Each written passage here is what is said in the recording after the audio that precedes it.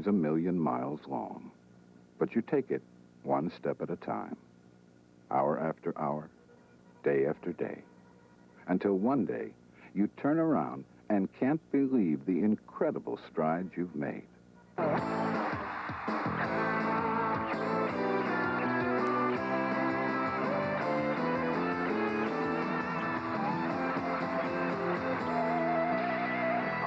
Said, I don't know why the Lord has, wanted me to stay alive, but there's obviously some reason. The recipient of the National Victory Award, Jerry found himself in Washington, jogging with another well-known resident of Little Rock. We jogged about 4 miles and jogged around the state capitol and came back to the White House, and he showed us Oval Office.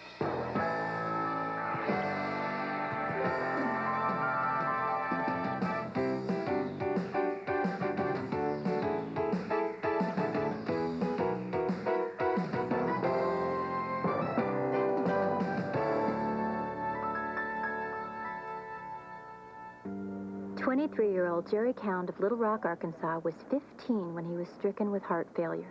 His only hope, a transplant. I was really scared at the time, didn't know what was going on, and didn't know really how to handle that. It turned out I got to Houston and everything went fine, and at the end of the first week in Houston, I was so sick. I'd lost about 20 pounds. Literally could not do anything for myself. He had died in a car accident, and his family donated all his organs. And they actually sent me pictures of him and told me all about him. And his mother and my mother corresponded.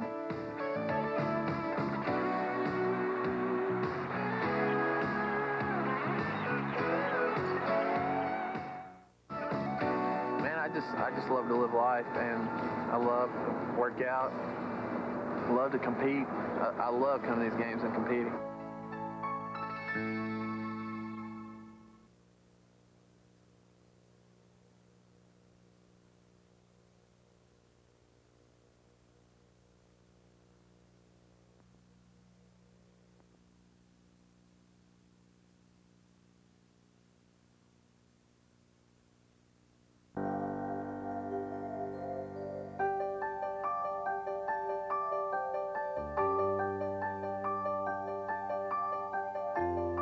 They said the operation was experimental, that she wouldn't live. 11 years after a controversial liver transplant, Trina Egbertson has grown into a medal-winning swimmer. Her doctors told her there was nothing they could do. Go home and prepare to die. 3 years after her lung transplant, Kelly Helms teaches aerobics. Kidney disease wiped out his professional surfing career. But after his transplant, Richard Salet came back and won a national surfing competition. Those are just a few of the 1,200 stories of courage and survival entering the stadium tonight. Hello, I'm Shel Kepler. In the next half hour, we're going to meet some special athletes. You see, everyone here has received the gift of life, a life-saving organ transplant. But you never know it from the way that they run, jump, swim, cycle, and compete. They've converged here at the Emory University in Atlanta, Georgia, to celebrate a second chance at life in the National Kidney Foundation U.S. Transplant Games.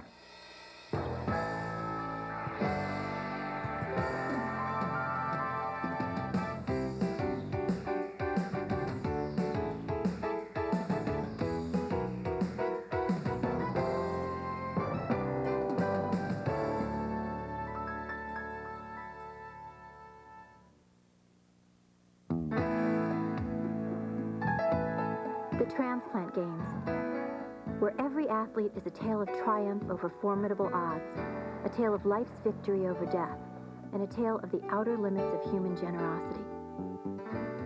Because not one of these athletes could be competing here without a precious gift of life, a liver, a lung, a kidney, a heart, donated by another person.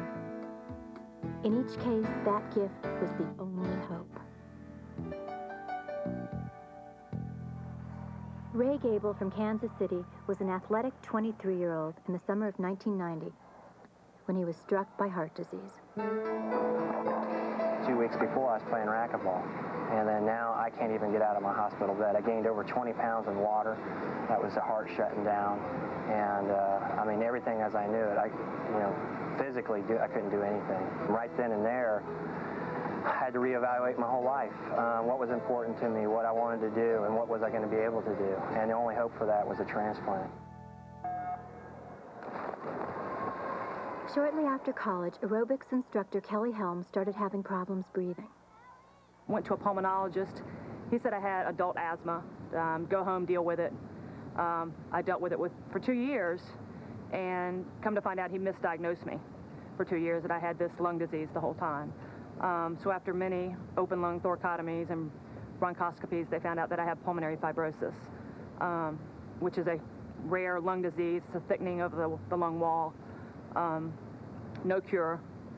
Transplantation is the only cure. I swam competitively as a child, ran track, played volleyball, played softball, taught aerobics. I couldn't even go to the store. I'd have to have oxygen to go grocery shopping. Certain tasks, I lived in a 2-story house, and just walking up the stairs I'd sit at the bottom and look up going, I'm not going to make it. Up the stairs, I'd crawl up the stairs.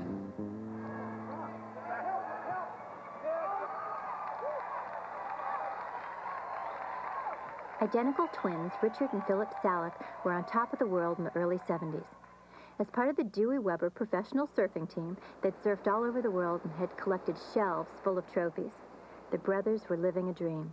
I was a finalist in the World Pro at Malibu and did real well for an East Coaster, you know. And in fact, I had a real good, strong showdown at that time with the #1 guy in the world at the World Contest, and I beat him by about 20 points. We were driving in the truck one day, and I mean, he almost passed out on me right while we were driving that day, and we had no idea. The very next day, he was on his way to Shands Hospital, diagnosed with kidney failure, and I mean, it's a gut-wrenching experience. 4 days later, I was up having him tell me that my kidneys needed to come out and that I needed to, have a transplant. So it was a real abrupt transformation. I mean, I went just down like that. 23-year-old Jerry Cound of Little Rock, Arkansas, was 15 when he was stricken with heart failure. His only hope, a transplant. I was really scared at the time, didn't know what was going on, and didn't know really how to handle that. It turned out I got to Houston and everything went fine, and at the end of the first week in Houston, I was so sick. I lost about 20 pounds. Literally could not do anything for myself. As a high school quarterback, Johnny Younger of Forest, Virginia, led his team to the playoffs. But in his junior year, he was diagnosed with kidney disease. Unfortunately, his health problems could not override his love for the game. My doctor told me eventually over time that I wouldn't need a transplant. They did put me on a low-protein diet to try to slow the disease down a little bit, but being hard-headed in college, wanting to play football, I ate all the meats, I lifted the weights, I bulked up, and my kidney function deteriorated over time. Kidney disease also hit Jeff Snodgrass of Little Rock, Arkansas, when he was 10. Doctors at the time were telling me I need to be sedentary, take it easy, concentrate on school because you'll need a desk job and this, that, and the other. They told my parents that I probably only lived to be 19. But Snodgrass ignored the advice. He decided to become a world-class athlete instead. Jeff made the U.S. Olympic cycling team. But after the Barcelona Games in 1992, he could not fight off the disease any longer. Went and had my blood work done, and physicians told me I was in renal failure, and it was time to get serious and start thinking about getting my family checked out to see if anyone might be a relative match for me and my family for a transplant. According to many, 13-year-old Trina Egbertson shouldn't even be here. In the first 2 years of her life, her mother, Mary Ann Lundy, brought her to 13 hospitals trying to diagnose an illness that almost killed her twice. Finally, Children's Hospital in Pittsburgh discovered an enzyme deficiency was destroying Trina's liver. The only hope was a controversial liver transplant. It was controversial. It was controversial for many reasons. The cost was a controversy in itself. There was a number of doctors who called my home and said that, why would I even think of doing this? If she was lucky enough to be transplanted and survived, she would probably be physically handicapped and mentally handicapped, and I would have to deal with that, and she would have to deal with that. And there was the waiting list. More than 50 children in line for a liver that matched them in size and blood type. The odds were extreme. Even if she did get the transplant, her future at best was a 30% chance to live 6 months. But the first hurdle was getting on the list. That required $100,000. At that point, they were asking, I think it was $100,000 that really either had to be put down as a cash deposit or had to be secured through an insurance company. At that time, there was no insurance company that would pay that. And she was so ill, time was so short. Because of her father, a Norwegian cruise ship captain, Trina had dual citizenship, U.S. and Norway. And I appealed to their government, in fact, to the king himself, and it was legislated to make it possible for Trina to be transplanted. But the financial support from Norway was just the first step on a long, hard journey.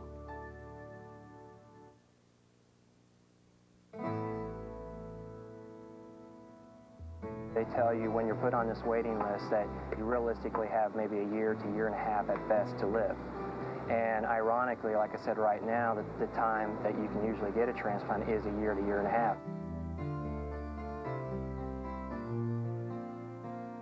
For Johnny Younger, there was no wait.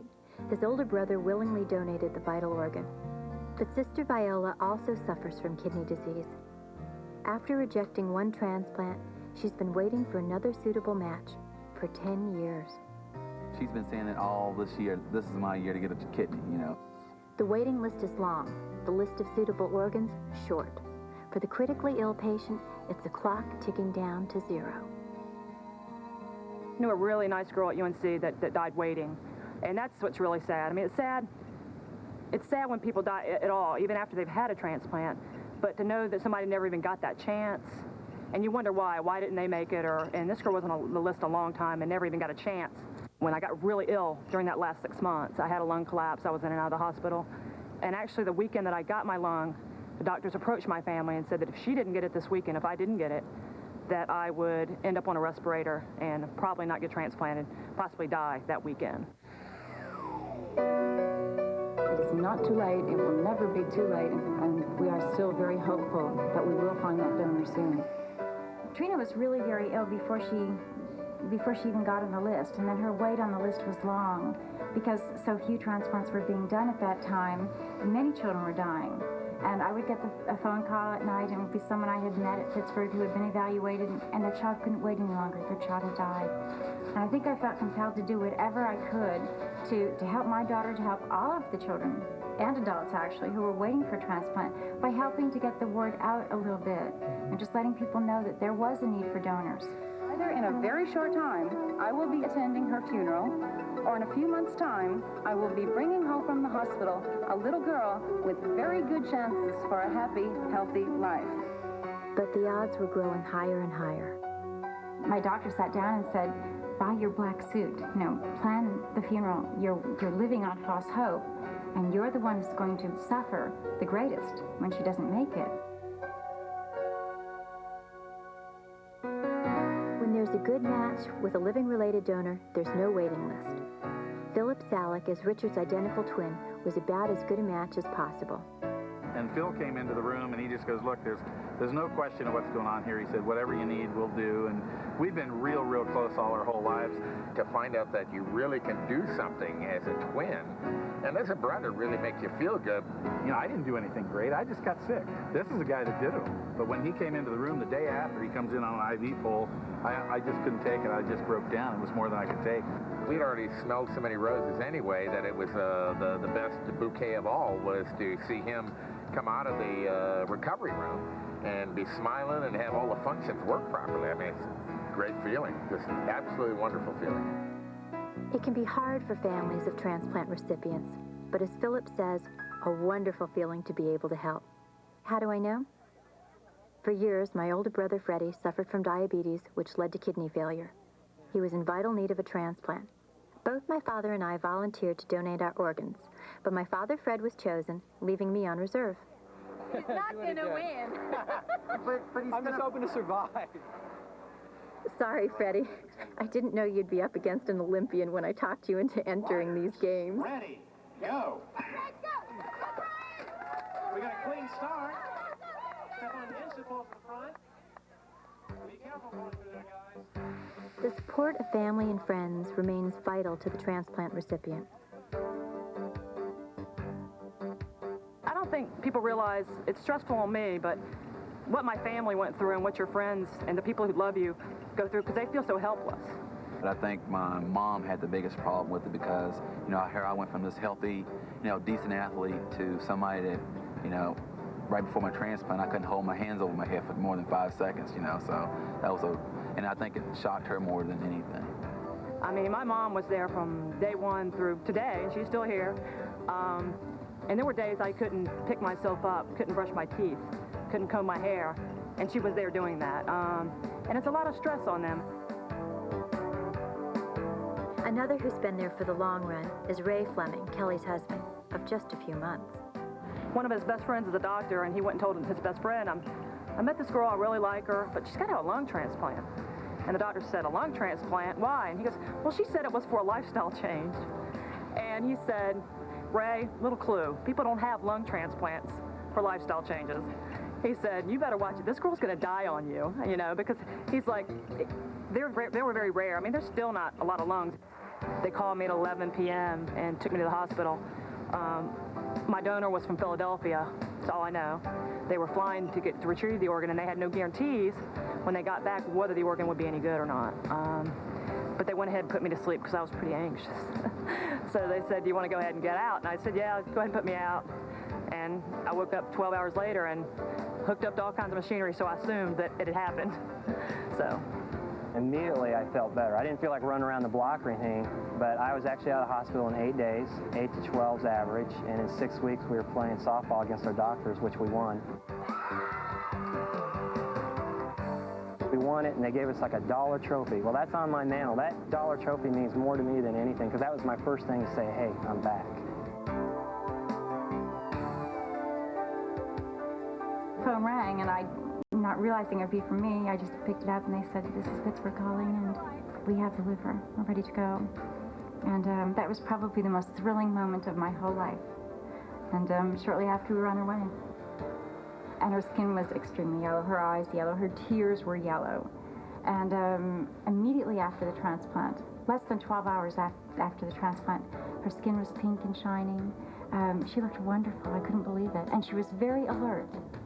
And that surprised me most of all because of what they had prepared me for. I wasn't sure I was going to have a child who would even be able to think normally again. And when I came in, her eyes lit up. I knew she was fine.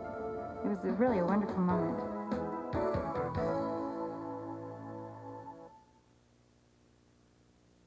I had a real rough recovery, and I woke up thinking, I don't know what's worse, being sick or being in this much pain. It's very traumatic. At 6 days in hospital bed, I lost 24 pounds, lost all my muscle. It was exhausting just to walk from my hospital bed to the restroom. When I got transplanted, I was about 87 pounds. My legs looked about the size of my arms. Had tremendous muscle atrophy. And matter of fact, when I first started working out at the gym, I had 1 or 2 people going, you know, is she anorexic? What's her problem?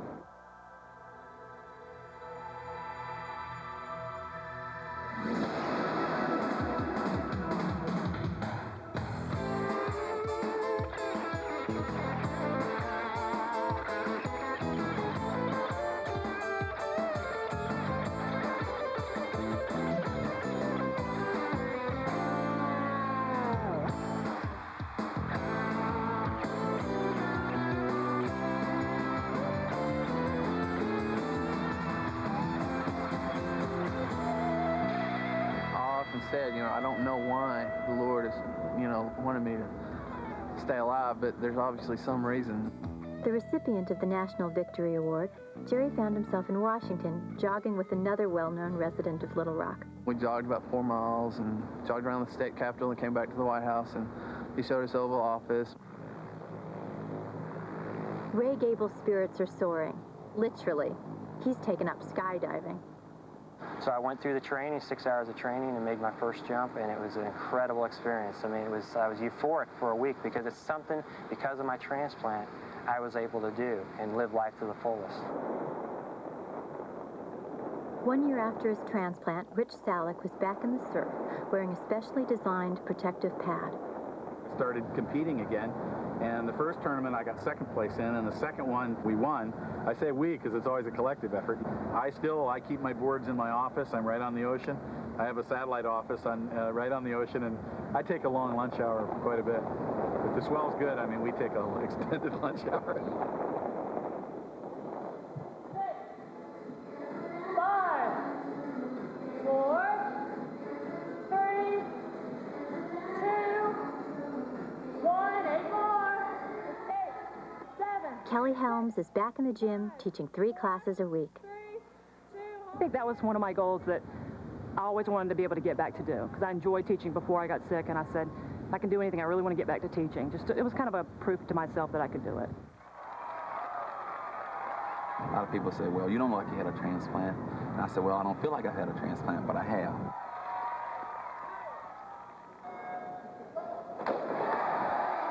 And watching this beautiful young athlete tear up the pool, who would believe the odds she's defied in her short life? I do everything everybody else does. I mean, I'm athletic. I mean, I wouldn't be here if I wasn't. And I do a lot of stuff at school, swim team and stuff. And for many of these athletes, there is a spirit that walks beside them. I have a great appreciation for my donor family and my donor. It's something that is kind of unspoken love that you have for them. I've never met them. I've written my donor family twice. I told them about my participation in the games. I told them that I was able to graduate college because of them and continue my education, and that I was able to go back to work. He had died in a car accident, and his family donated all his organs, and they actually sent me pictures of him and told me all about him, and his mother and my mother corresponded.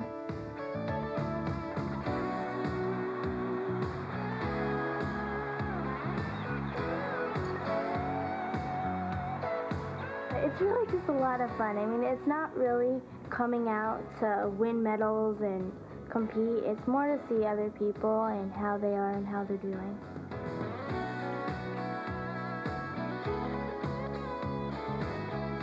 Some of these guys are just incredible. I got my rear end kicked in the swim, and 4th out of 4 people. And the cyclists here, they were right on me. They were right on my times. There's some really strong guys out here. Man, I just love to live life, and I love to work out, love to compete. I love coming to these games and competing.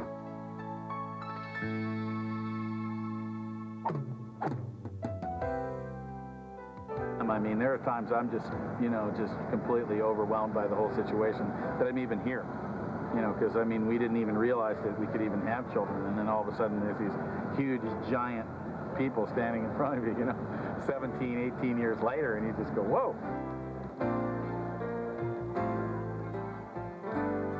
You still have the obstacles in life. You still have medication, what have you have to deal with, but you're here to deal with it. That's the key right there. You're at least here, and if you've been through that, you can take on anything.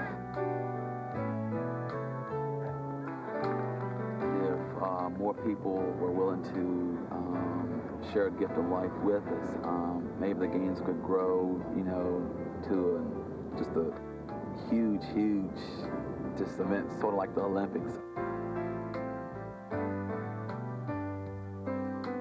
I've seen the miracles, I've seen it work.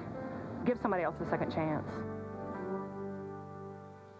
All of us are potential organ donors. Just think about that. Each of us has the ability to make a decision today that can give someone else, maybe someone we know, a second chance at life. The transplant games are about joy and celebration of life. But the sad part is that about 8 people die every day waiting to find a suitable donor. 8 people who could just as well be running, jumping, and celebrating life in the next transplant games. If we learn anything from these folks, we know that transplantation works. But the lack of donors is critical. Won't you call the National Kidney Foundation to receive an organ donor card and see how you can help? And make sure to discuss any decision that you make with your family or loved ones. I'm Shel Kepler. Thank you for joining us.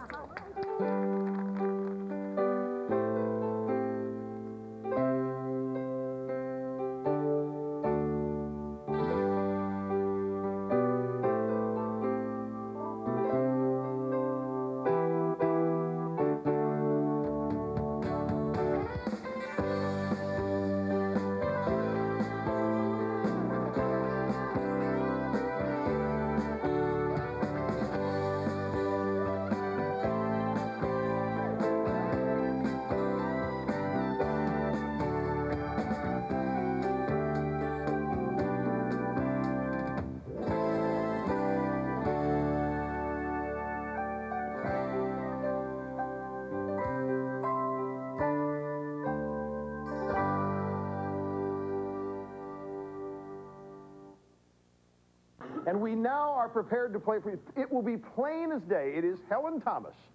I think actually we're going to start calling her our woman in Washington. Helen Thomas of the UPI will roll the tape for you again after enhancement. Now, listen to it. Mr. President, are you mad at Panetta? Report. Because everything's going down the drain.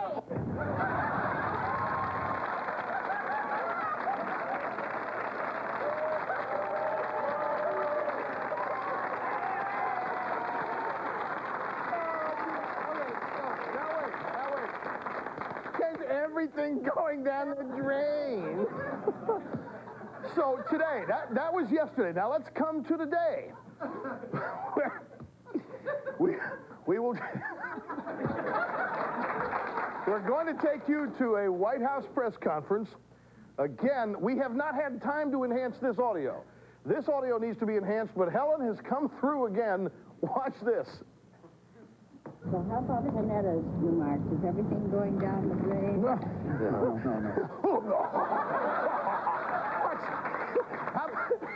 Here's Helen Thomas again. Here you got Tom Foley and Richard Gell.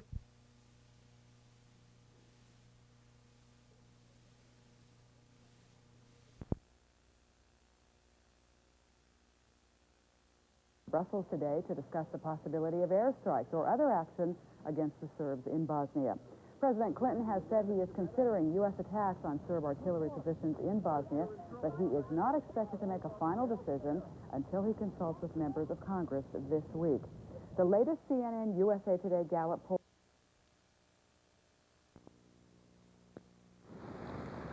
At the age of 20, I lost my mother on February 25th, 1991. Mom was the angel, really, in my life. She was always there for me and always there when I needed her. When I was 15, I had my first heart transplant, and having to deal with a heart transplant at the age of 15, a mother is extremely important. And I really believe she brought me through it in many ways. She was always there to take care of me whenever I needed it, and I needed it quite a bit. Out of 20 years of Easters, Thanksgivings, birthdays, and Christmases, I can only remember one Thanksgiving where she wasn't there. 8 months after my mom's death, I got sick again and had to go back in the hospital and have my second heart transplant. And I made it through this time with, love and support from all our friends and family. But without Mom there, it was definitely a challenge, and I definitely felt the need for her. It was this time last year.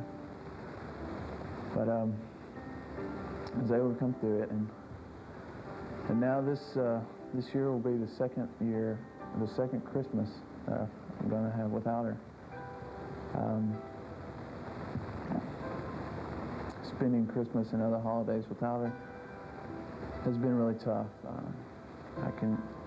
Every Christmas, I remember on Christmas Eve, we'd always get together, the family would, and we'd open one gift every Christmas Eve, and I remember that always. And then every Christmas morning, I would wake up, and I would be the one to run in and get all the stockings, and I'd go wake up my older brother and older sister and bring their stockings, and we can compare our little gifts we got out of there. And that happened until I was 20 years old. And I never grew out of that, and my brother didn't either, and he's 26 now. So Mom was always there for me, and she was a very important part of my life. I really believe that her death was it was good in a sense, because I think God really needed her up there. She was an angel while she was on earth, and she blessed us in many ways. And it's hard to understand why that God took her and why he didn't take me, who's had all the health problems. Why I wasn't the first to go. But I know God really needed her, and I really thank God that he gave us her for the many years that she was there, here on earth. And I still, even now, daily think of her, and it's still a daily struggle. And I'm sure it will be for the rest of my life, because I'm always going to remember her and think of her. And I also know that she's always here with me, as God is. He's always watching over me, and she's still going to take care of me, no matter what happens to me. And if I get sick again, I'm not able to go through another transplant, I know she'll be there with me, and she'll be there waiting for me when I get to heaven.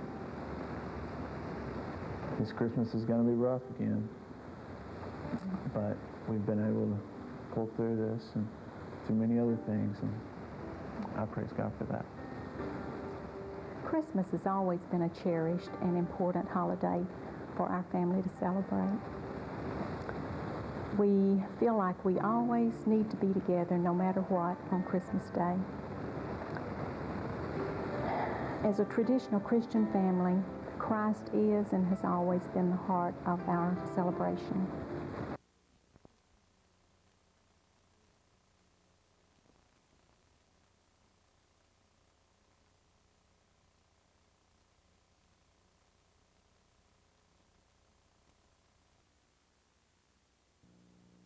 At first, the road to recovery seems 1,000,000 miles long, but you take it one step at a time, hour after hour, day after day, until one day you turn around and can't believe the incredible strides you've made. Statlander's Pharmacy proudly salutes each and every participant in the National Kidney Foundation 1994 U.S. Transplant Games. Here's to showing the world how far organ transplantation has come, and how very far people who've been given the gift of life can go. Statlander's Pharmacy. We're with you every step of the way.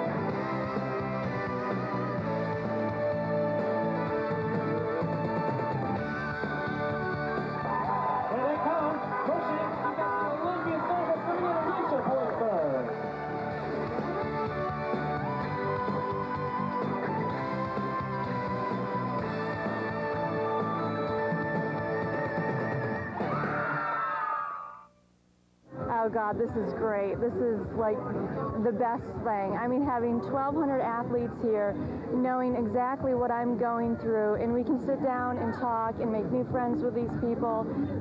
It's just amazing. Out of that, I love it. Love to see people who've gone through this, out participating in something, getting active. A lot of them weren't active at all until after they had their transplant, and they've used it as part of the recovery. I think the most important thing is, again, to help make the public aware of the need for organ donation and the success of organ donation, and to let people see that people lead normal lives after they've been transplanted, and that they can do just about what anybody else can do, and probably in some cases better. Nobody gives up. They try so hard, and they all finish the race. And I think that's what life is about, is finishing the race. And I'm just continually amazed at how these people finish. And they come out winners every time, whether they're first or last. This is the largest gathering of transplant recipients I've ever been with. And sitting out there at opening ceremonies, there just wasn't a dry eye there.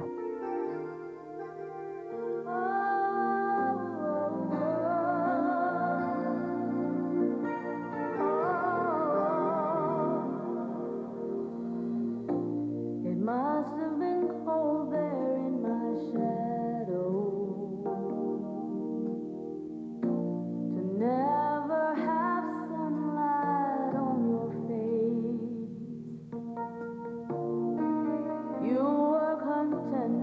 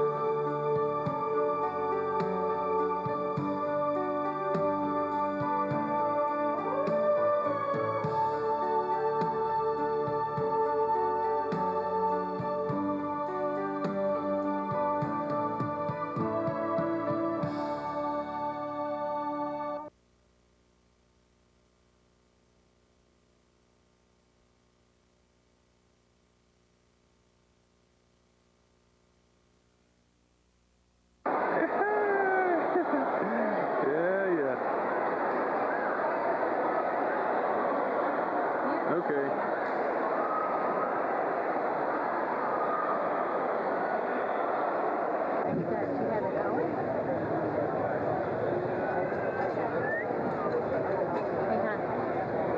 Is it going? Yeah. I'm just checking out the overall swing. Look at this crowd. Everybody here to see Jerry count. Nobody thought he could get through the correspondence course. He's proven them all wrong with Dad's help on the crossword puzzle. He has whipped it all. Everybody here's going crazy, anxious with excitement. I'm gonna have to put you off a second.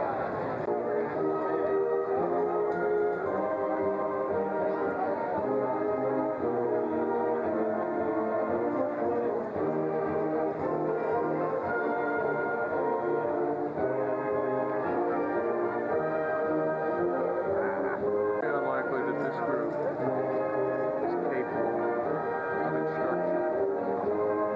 Who would have known? Ah, here they come. There's the oldest student in the class.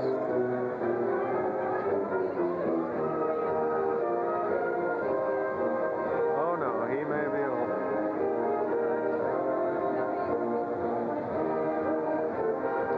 And the youngest professor.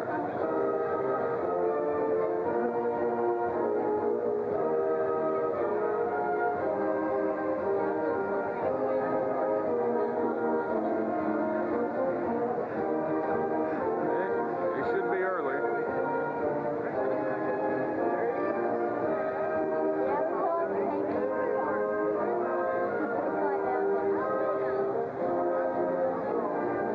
Oh, could be him.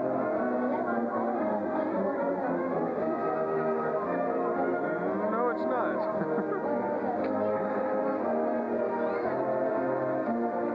Nope, there he is. I got him pegged. He just came in. Look at those strides. More hair than the average graduate. Look at him. He knows everybody. He's got to talk to everybody. Shaking the hand of the oldest professor. Look at him go. There's no rush at all.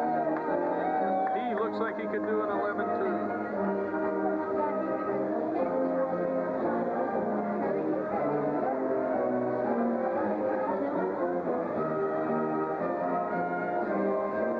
Let's pan back here.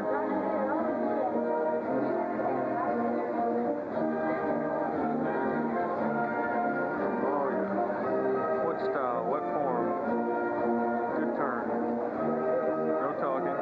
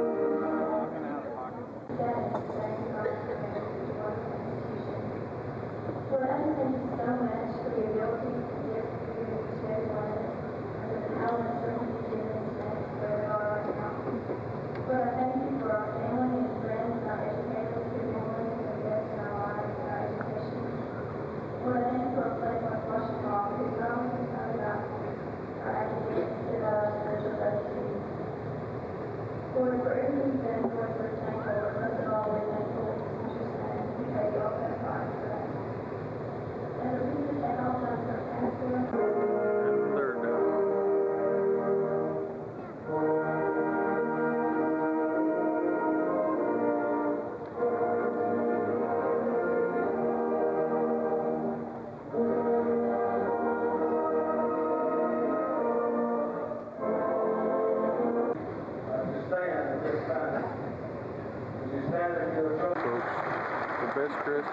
The best dressed fellow in the graduation.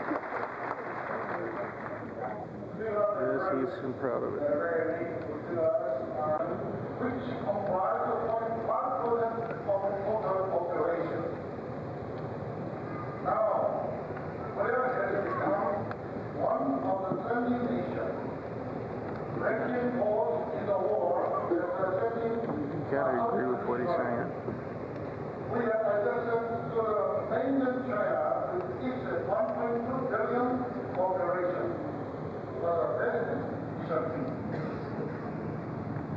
In 1910 and 1945, we were under Japanese colonization. During that time, we were deprived of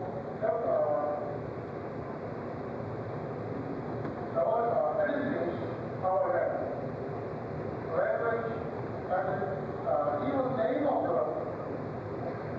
every individual.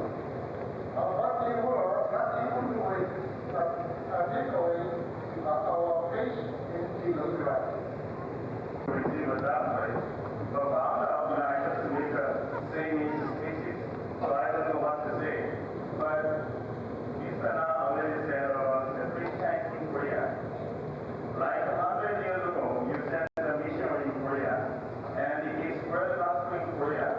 Korea became one of the very successful countries in the Eastern Asia, in East Asia. As you know, in East Asia, Confucian spirit and Buddhism were very prosperous for centuries.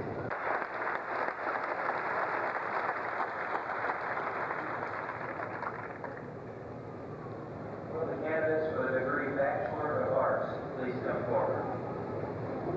Before I call the names for presentation of diplomas, I would like to inform you of two long-standing traditions at Ouachita Baptist University. Members of the family and their special friends who would like to do so are invited to stand while their graduate receives the diploma. You are asked to hold your applause until the awarding of each degree is complete, except in the case of a student graduating with honors. Because of the importance of this day to graduates, families, and friends, we request that you refrain from inappropriate and noisy cheering and shouting, which may prevent others from hearing the name of their graduate and thus distract from the dignity, joy, and the traditions of the Ouachita commencement ceremony. Rules.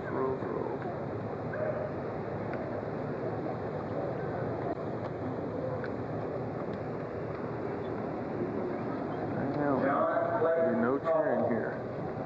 We follow rules or people die. Misty Dawn Clark, cum laude. There he is. Christopher Brian Coker.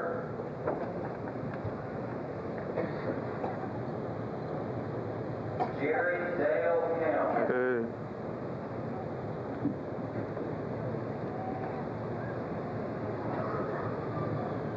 E.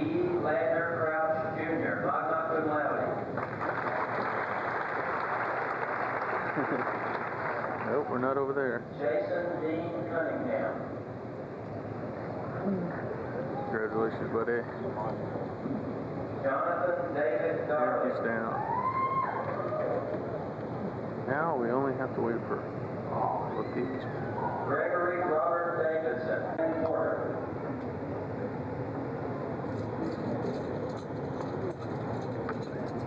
Sarah Kelly Kirk Bishop.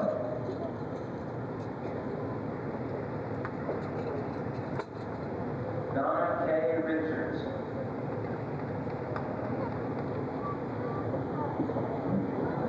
Was Sam sitting there a while ago? What's happened at this point? If you look down, you see that I'm on the steps. Dad has moved, changed positions.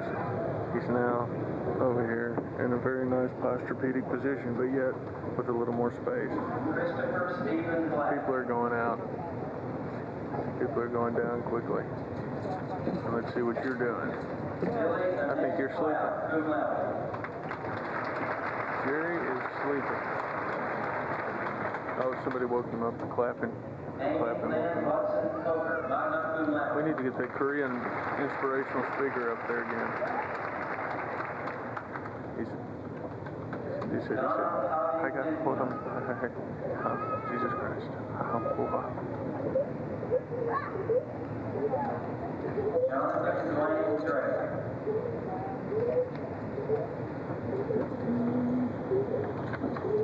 Wendy Elizabeth Foster, Carl Goodson Honors Program at Summa. Congratulations to all of you. We're proud of you. And we look forward to hearing those good things about the company. How they're wherever they do. We're going to have the benediction in just a moment. And then after the benediction, we'll sing the Alma Mater. And if you would, let's stand for the benediction and for There he goes. You know, I think they forgot to mention that Jerry was a magna cum summa cum laude with a perfect 3.2 out of 3.3 on the Richter scale. But, you know, they make mistakes at these things, aren't they? That's all right, Jerry, I'm saying it now.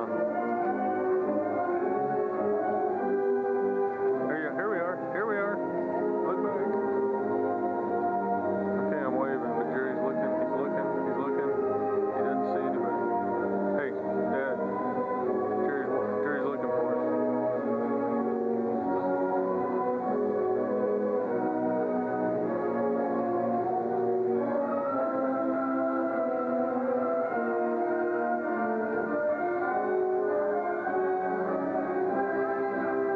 I'm telling him to come back here.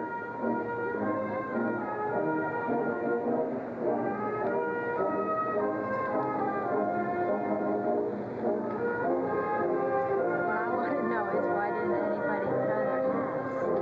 What? How come nobody threw their hats? This is a very reserved place. You can't clap and you can't throw your hats. I'm a little disappointed. Yeah, well, It was sort of a letdown. yeah. We're all a little upset.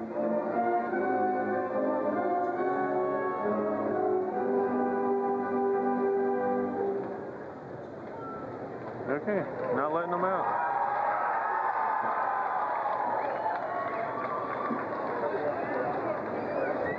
So let's just stay here.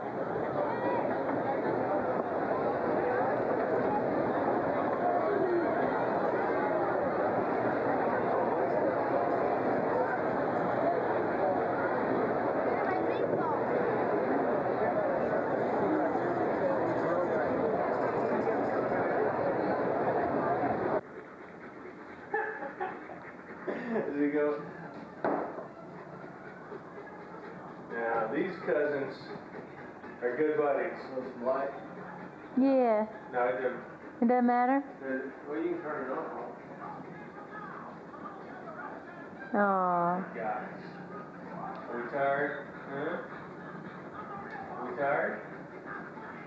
Where's Ike? She's hiding. Ike? Not even nothing. Hey, have you guys ever had Max. Max. There you go, Ike. Show the world what you got, buddy. Here we go.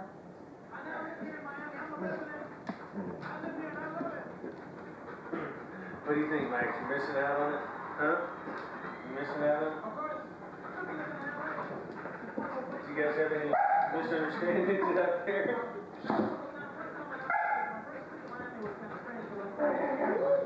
Come on back. I'm not gonna ignore you. I'm not gonna ignore you. Sit down, Max. Max, just pet Max. See what I can get back over. Nice little tail, Maxie.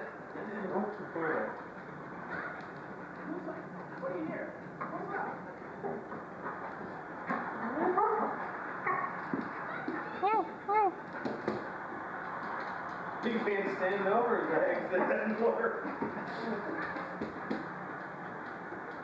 Hey, Max is almost as tall as him, but this guy's so thick. Will he get up in a chair? He's never done that. Maybe you can teach him. Teach him, Uncle Jerry.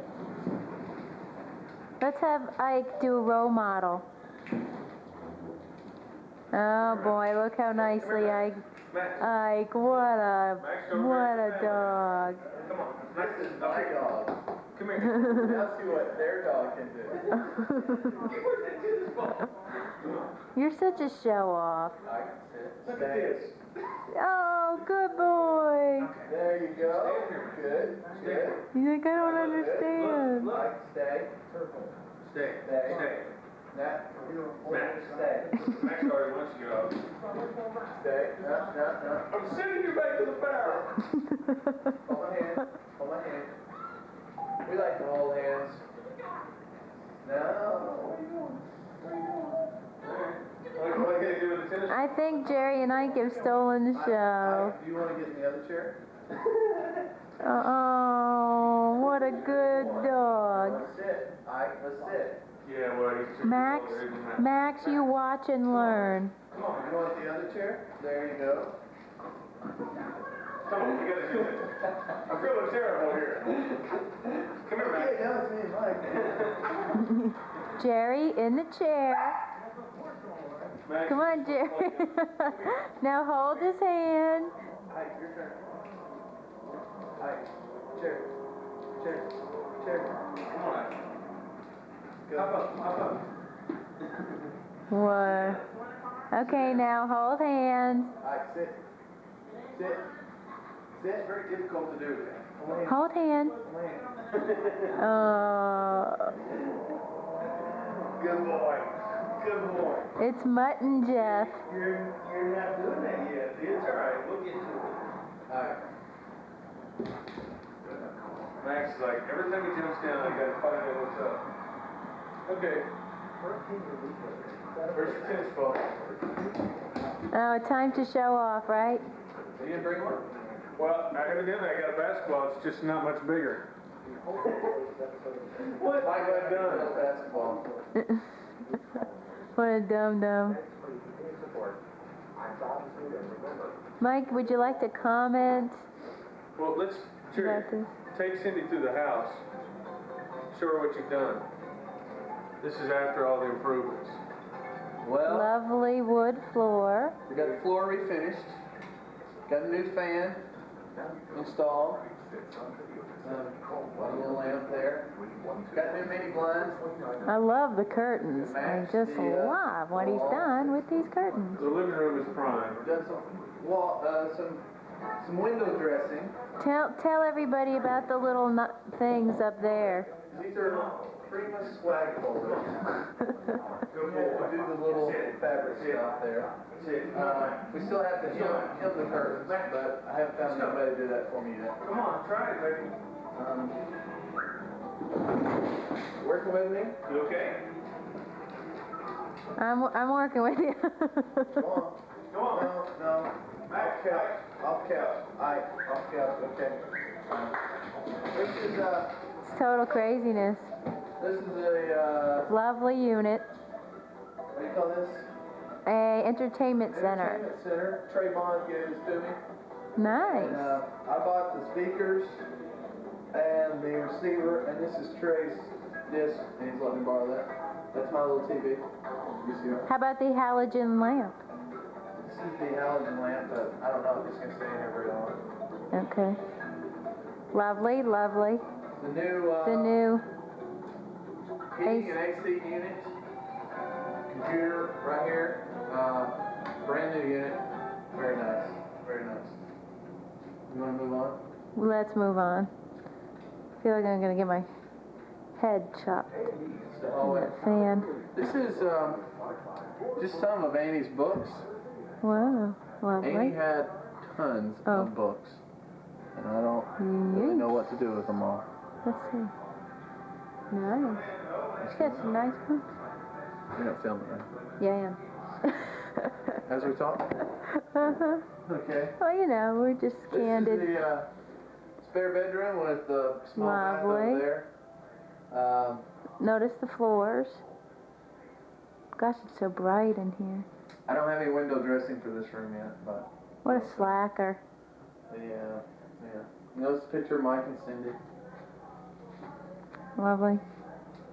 Lovely show. Let's get a zoom in. Okay. They went all out on matching colors there. Oh, now we get into the big time border action. This is my room. Tried to match the border with the bedspread. Let's see. Get a look at that. Down. Bedspread. Cute. Good job. Pretty daggone close. Yeah, nice blinds too. That really makes it. Thank you. That's Nice dark green dresser. blinds. Yeah. Thank you. Lovely, lovely. Thank you. All matching suite in both rooms. Lovely, lovely. Bathroom, nothing's going on in there yet. Ain't a thing going on here. Pretty dead. This is the junk room right now. Lovely. Nice large TV that's not being used. China. Lovely wood floors. The record player right here. Still works. Quite excellent. Neat. Really? Yes, as a matter of fact. Wow. Quite excellent. Who has albums anymore these days? I've got more than enough You do? for everybody. Ooh. Hey, hon. The battery thing is going. It's flashing battery. That's alright. And here is the lovely kitchen. He's done wonders with it. This is a new light he bought. Probably can't see it. Am I going too fast? I'm just sort of losing patience here. There's Mike. How do you like that chair?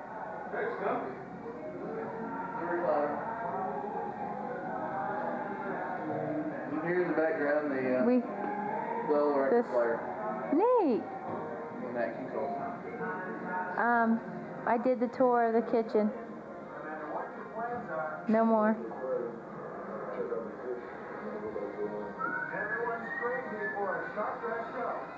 What? Any comments? I've been making comments all day. Are you tired I'm of it? making comments. Leave me alone. I'm watching the game. I'm watching it.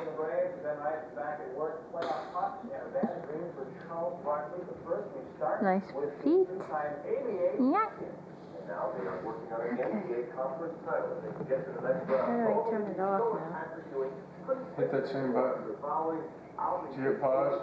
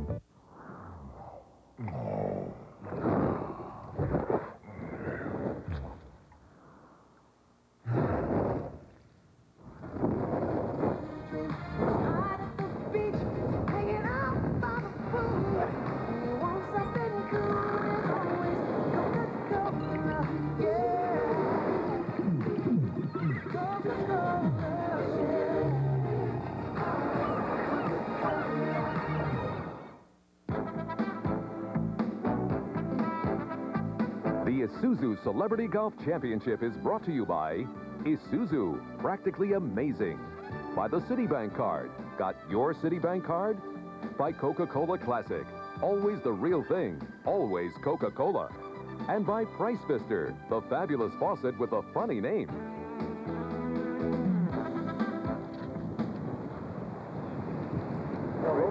Third shot. Bill Laimbeer at the par 5, 16th. Now just a businessman. Used to be the bad boy for the Detroit Pistons. A grand gentleman. And now back to 11. And this is Michael Jordan's par attempt. Down the hill, quick putt, moving to his right. Didn't hit it, Michael. Jordan had that really good round, Roger, at the outset in the first round of plus 173. Cooled off yesterday with a 77, but back to 17. All right, the chip of, he's going to putt it, John Schroeder. Brian Campbell. From about 60 feet, Trump.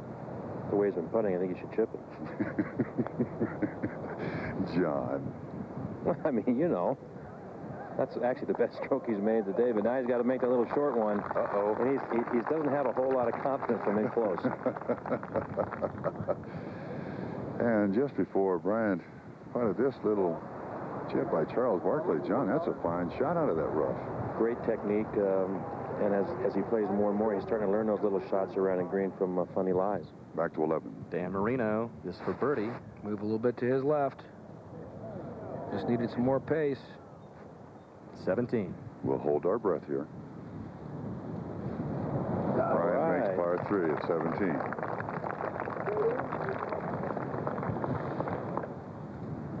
And now Maury Povich at the par 5, 16th. This for par. Maury plays out of a very nice club in the Washington, D.C. area.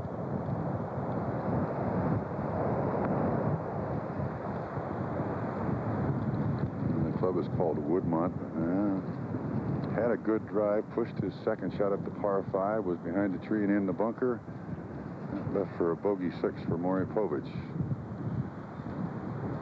And that tall gentleman in purple, Bill Laimbeer, always brings his family here to Lake Tahoe. Mom and Dad are here. Mom played in the Pro-Am this year. Dad played last year.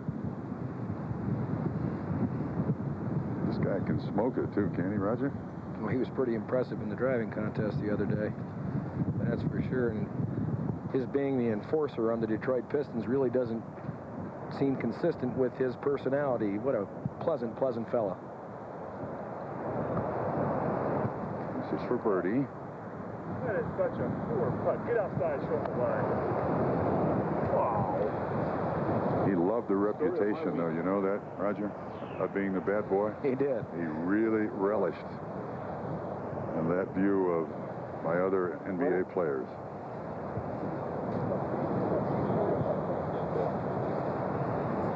And just ahead on the 17th, this for par for Charles Barkley. All right, so he goes birdie on 16, par on 17, and he stands at 48 over. Back to 12. From behind the green over the water, this is a look at the par 3 12th, playing 162 yards today, and Hollywood actor, entertainer Jack Wagner on the tee, perennial contender here. And